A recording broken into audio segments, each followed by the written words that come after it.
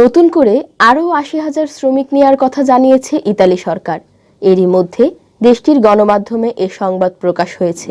সেখানে বলা হয়েছে ২০২২ সালের জন্য এ স্পন্সর চালু করেছে ইতালি। বিশাল এ স্পন্সর এখনও মন্ত্রিপরিষদের চূড়ান্ত অনুমোদনের অপেক্ষায় রয়েছে। চূড়ান্ত অনুমোদন হলে বাংলাদেশিরাও শ্রমিক ভিসায় ইতালিতে যাওয়ার সুযোগ পাবেন। বাংলাদেশিদের জন্য খুলে যাবে ইতালির শ্রমদুয়ার। জানা গেছে, চলতি ডিসেম্বর মাসে খ্রিস্টান ধর্মাবলম্বীদের সবচেয়ে বড় ধর্মীয় উৎসব বড়দিনের আগে ২০২২ সালের স্পন্সরটি মন্ত্রিপরিষদে অনুমোদন পেতে পারে। অনুমোদন পাওয়ার পরই শ্রমিক নেয়ার বিষয়ে নিয়ম নীতিগুলো পরিষ্কার বোঝা যাবে এবং বাংলাদেশিদের জন্য কোনো ধরনের কোটা থাকবে কিনা সেটিও জানা যাবে।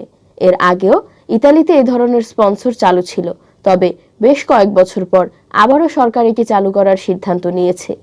মূলত পর্যটন, কৃষি, ভারী পরিবহন এবং উৎপাদন খাতে ইতালিতে এই ৮০,০০০ শ্রমিক নেওয়া হবে। স্থায়ী ও অস্থায়ীভাবে এসব শ্রমিকেরা বৈধভাবে দেশটিতে প্রবেশের সুযোগ পাবে। এ বিষয়ে ইমিগ্রেশন পরামর্শক অ্যাডভোকেট আনিসুজ্জামান আনিস বলেন, এই স্পন্সরটি নিঃসন্দেহে বাংলাদেশিদের জন্য সুখবর, কারণ দীর্ঘ প্রায় ১৪ বছর পর এ প্রক্রিয়াটি চালু করতে যাচ্ছে ইতালি সরকার। এ প্রক্রিয়ায় বাংলাদেশিরা সহজে বৈধভাবে ইতালিতে প্রবেশ করার সুযোগ পাবেন। এর আগে ৩০,৮৫০ জন শ্রমিক নেয়ার গ্যাজেট প্রকাশ করে দেশটির সরকার।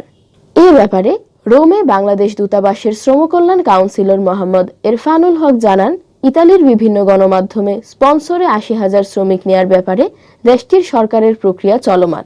সেখানে বাংলাদেশিদের কোটা থাকবে, তবে গ্যাজেট প্রকাশ না হওয়া পর্যন্ত কোন নিয়মে বাংলাদেশি শ্রমিকরা আসতে পারবে তা এখনই বলা যাচ্ছে না। তিনি আরও বলেন, শ্রমিক নেয়ার ক্ষেত্রে বাংলাদেশিদের কোটা থাকবে।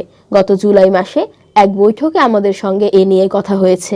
২০১৭ সালে ইউরোপীয় ইউনিয়নের সঙ্গে বাংলাদেশ সরকারের এসওপিও চুক্তি হয়, standard operating procedure for return of irregular Bangladeshi national living in Europe নামের এই চুক্তির আওতায় যেসব বাংলাদেশি অনিয়মিতভাবে ইতালিতে বসবাস করছেন তাদের দেশে ফেরত পাঠানোর ব্যাপারে ইতালি সরকার যে অনুরোধ লিপি দেবে রোমে, বাংলাদেশ দূতাবাস সেটি কিভাবে দেখে তার উপরে নির্ভর করছে আসছে স্পন্সরে বাংলাদেশিদের কোটা পাওয়ার বিষয়টি।